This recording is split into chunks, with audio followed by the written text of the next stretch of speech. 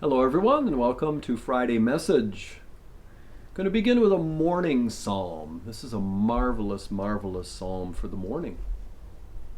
Show me, O ever new one, at the beginning of this new day, that I am no master at the art of living or in spending the gift of these new hours of life. I'm no expert, even though I've lived 1,000 days like this gift day, so brightly wrapped in sunshine.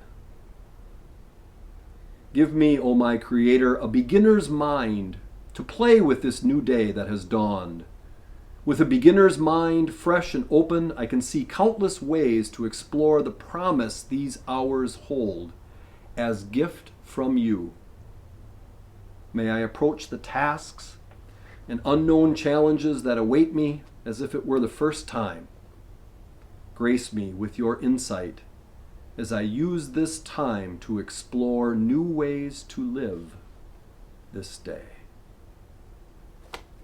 A morning psalm from Edward Hayes, Prayers for a Planetary Pilgrim.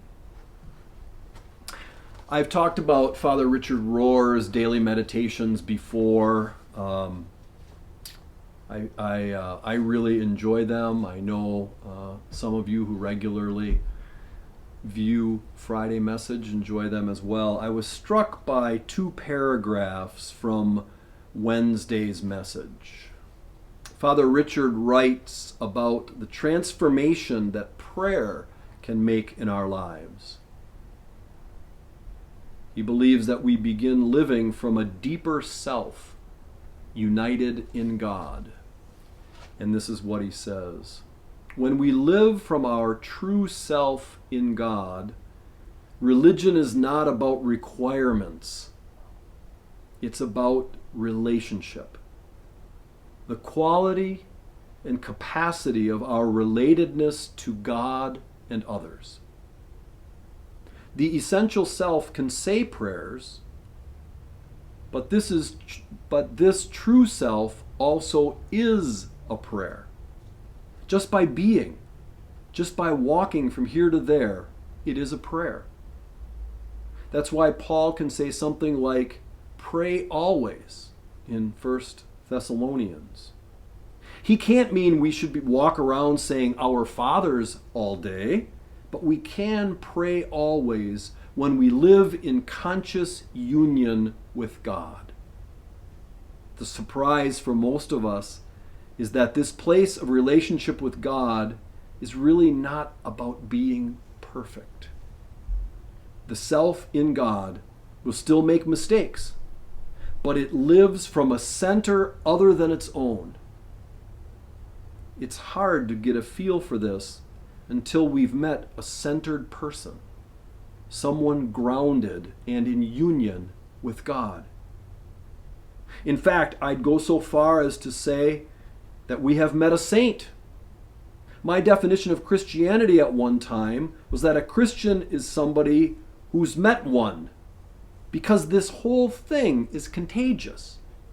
When we meet a person of a certain quality of maturity, we too can become more mature. When we meet a patient person, we learn how to be patient. We meet a loving person, and we learn how to be loving. That's the way human beings operate. When we meet a really grounded, happy, and free person, we become more like that because we'll be satisfied with nothing less.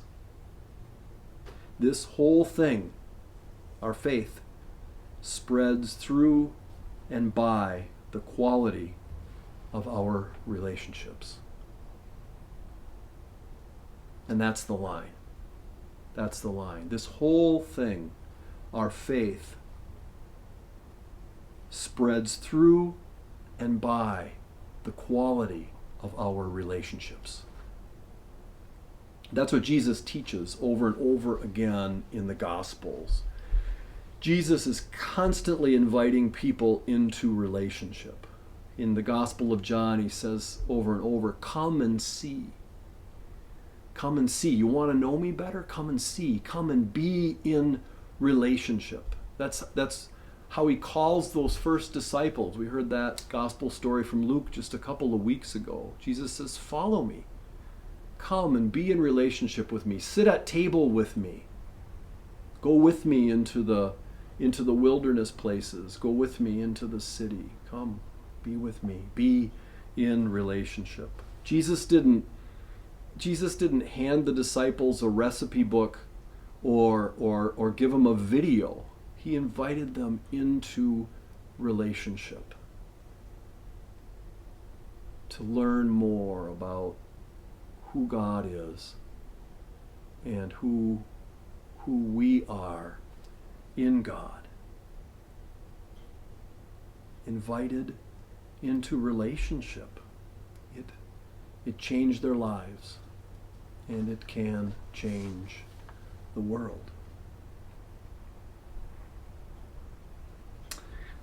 Thank you very much, everybody who participated in last Saturday's celebration of a new ministry and installation. It was a marvelous service. It was so wonderful to see this church and the choir loft full of people. Thank you to everybody who served as a presenter. Thank you to the Altar Guild and the Flower Guild, and to the great folks that put the reception together. That was really wonderful after the service. It was a marvelous celebration and unforgettable. And I thank you all very much for your warmth and your welcome. And I feel privileged to walk life's journey, to walk the faith journey with you. Our annual meeting is this Sunday after the 10:30 service in the social hall. It will also be live streamed. There is no men's fellowship on Tuesday because of the men's retreat beginning on Wednesday. No men's fellowship on Tuesday. There's also no Wednesday 9 a.m. Eucharist here in the Angel Chapel because of another gathering that's happening here in the sanctuary of the church. No Wednesday morning 9 a.m. Eucharist. Also no Bible study on Thursday because I will be on retreat with the men. So Bible study will resume a week from Thursday. Coming up, the Shrove Tuesday Mardi Gras Potluck, 6 p.m. on March 1st. And then, of course, we have Ash Wednesday after Shrove Tuesday. March 2nd, Ash Wednesday services at 9 a.m. and 6 p.m. And I'm very excited that we are putting together a new photo directory for the church, and pictures are being taken for the photo directory. Pictures are going to be taken this weekend and for the coming weekends, before and after the services. All you have to do is come to the red doors here. You don't have to register for that. You don't have to sign up. Just show up before or after the services this weekend and the coming weekends. And during the week, this week, on Tuesday from 10 to 1, pictures will be taken. But we would like you to register for that, to sign up by calling the parish office for Tuesday from 10 a.m. to 1 p.m. Get your picture taken so that we can have a full and complete pictorial directory. Be safe and well, and God bless you.